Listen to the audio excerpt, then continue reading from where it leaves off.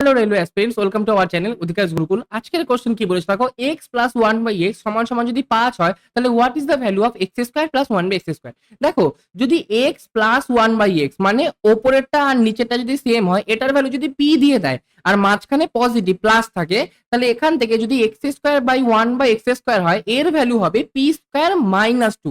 যেহেতু মাঝখানে প্লাস আছে এই জন্য পরে মাইনাস টু হলো। তাহলে এখান থেকে কত হবে, এখানে 5টাই হচ্ছে পি এর ভ্যালু, তাহলে 5 স্কোয়ার করে 2 বিয়োগ করে দেবো, কত 5 5 25, 25 থেকে 2 বাদ দিলে কত হয় 23। তাহলে অ্যান্সার কোনটা আমাদের 1 নম্বর অপশনটা সঠিক উত্তর।